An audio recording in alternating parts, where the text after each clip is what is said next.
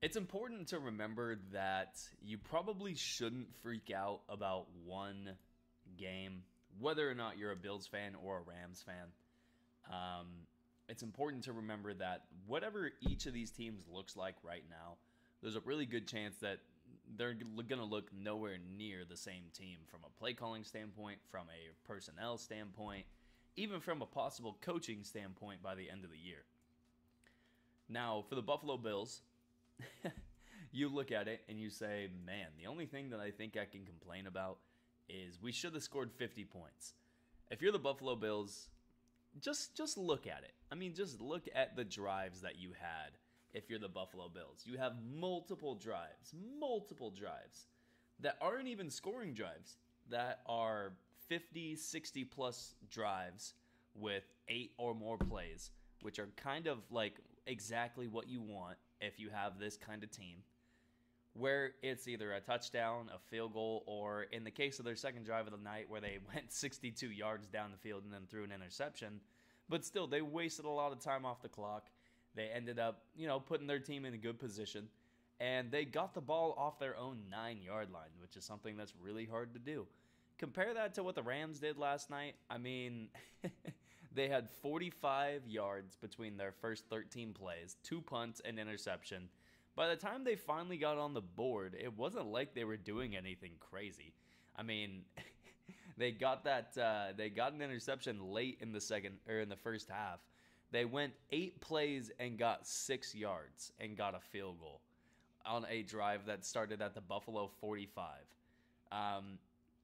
Look, like LA could do nothing last night. And not only in the first half, but in the second half either. Their first they didn't do anything. They didn't do anything in 5 drives after the first half last night. In total, in the second half last night, they had 133 yards. I'm just trying to add up all the numbers that I'm looking at here. I think it's 133. 133 yards. Not only just in the second half, but they had 133 yards in about 35 plays, so that averages about 4 yards per play. You can't have that, especially if you're a Super Bowl, not only a Super Bowl champion, but a team that wants to be contending for it again. So let's go back to the Bills, because look, the Bills should be the story. The Bills should be what we talk about. And honestly, for the Rams, it's really disappointing to see what they did last night. However, for the Bills, you look at it, you say a few things. You say, we're really happy that a majority of our offensive line played 100% of the snaps last night. Roger Saffold missed 2 snaps, but he was there for the entire game. We still don't know if we have a running back. We still don't know. And this is the thing during the preseason and during the offseason where I was hearing everybody talk about James Cook. Oh, James Cook, James Cook, James Cook. He's the guy in fantasy. He's the guy who's going to take over for the Buffalo Bills. He had 1 carry last night and he fumbled it. Fumbled it right to the Rams.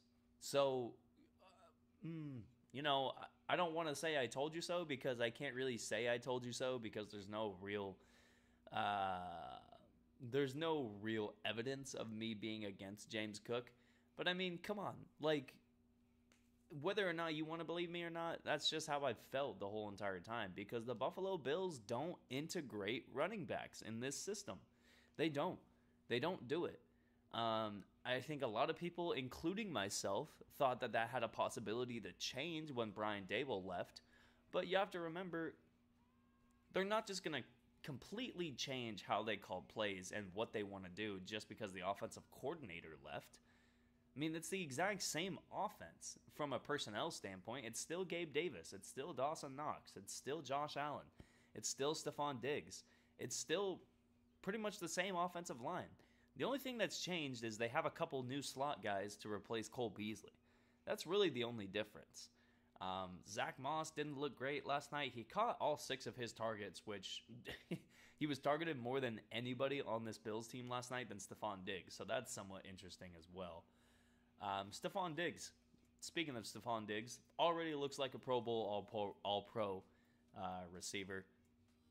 Gabe Davis looks great, even though his one big play, His one big play was pretty much a fake rollout where Jalen Ramsey and I forget who the edge defender was, but one of those two guys was responsible. I think it was Terrell Lewis. But if you're relying on Terrell Lewis to cover Gabe Davis, if you're in that position as Jalen Ramsey, and look, that's not for me to say like, oh, Jalen Ramsey should have realized it and played Gabe Davis. Like, that was a really good play call from Buffalo. That was 3rd and 1 or 4th and 1. I think it was 3rd and 1. And that's a really good play from Buffalo. That's really good execution on their offense. But, I mean, Jalen Ramsey, whether you want to say it or not, gave up that play. And Jalen Ramsey last night did not look good. He did not look good at all for the LA Rams.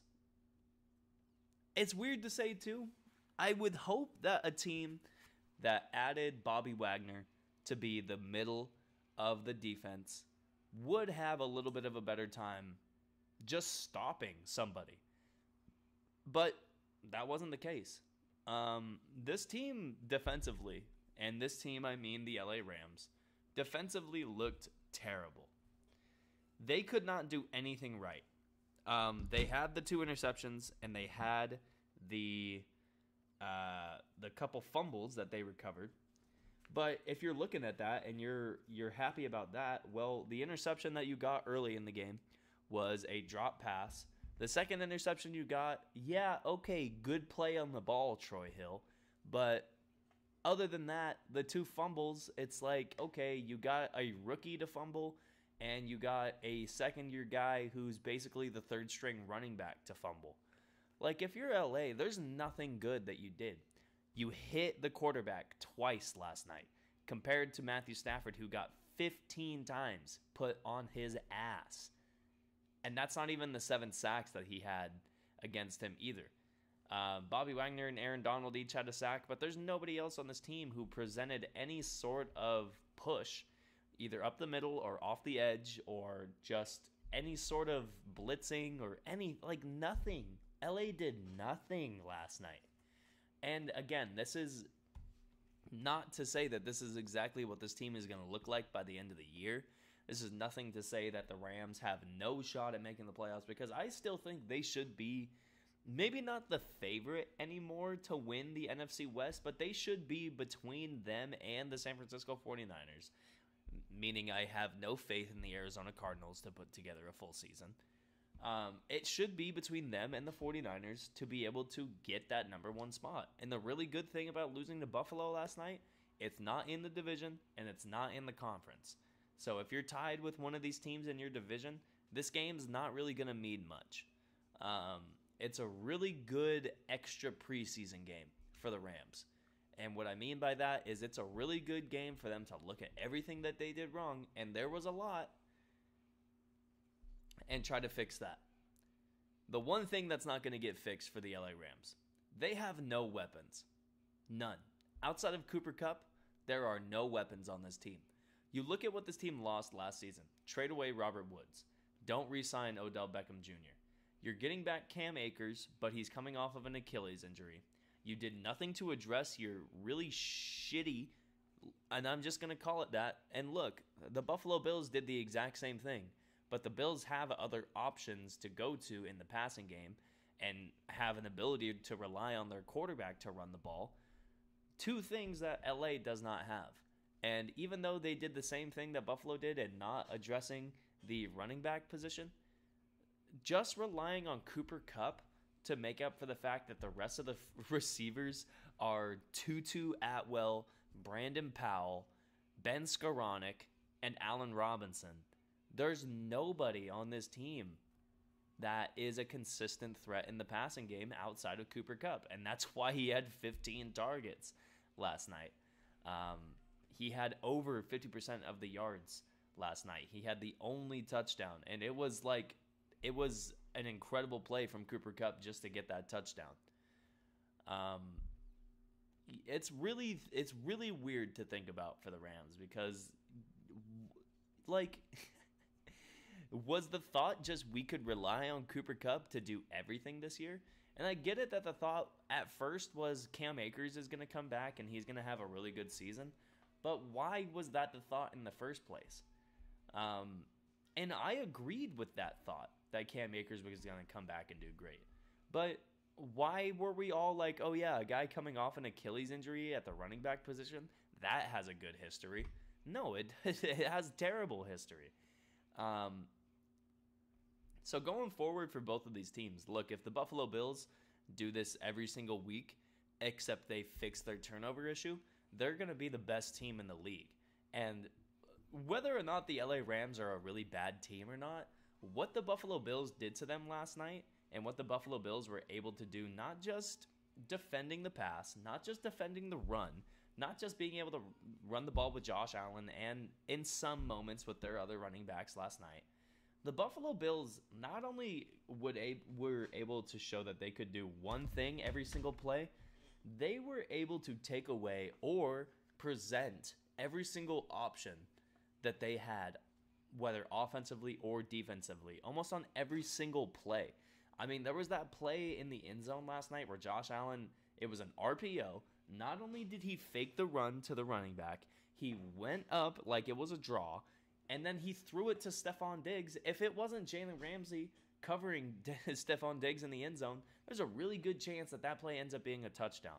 And it was a play where Josh Allen faked a run, faked another run, and then threw the pass on the 5-yard line. Like, you compare that to the fact that LA couldn't run the ball, they couldn't pass the ball, they couldn't protect, they couldn't, do anything. And that's a really big credit to Buffalo for taking everything away from LA last night, taking everything away, and giving their own team every single chance that they could. It's a huge credit to Buffalo's coaching staff.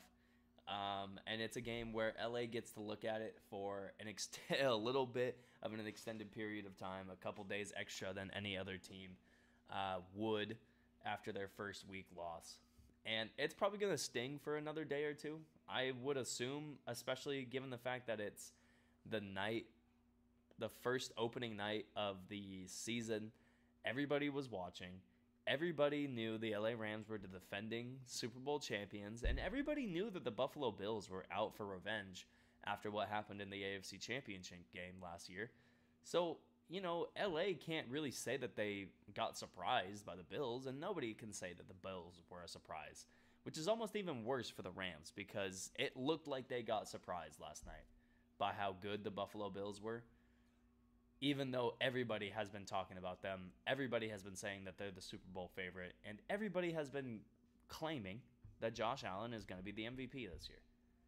And not only did all those positive things about Buffalo almost get affirmed last night, but everything that we were saying good about the Rams over the offseason got completely destroyed in a 3-hour window.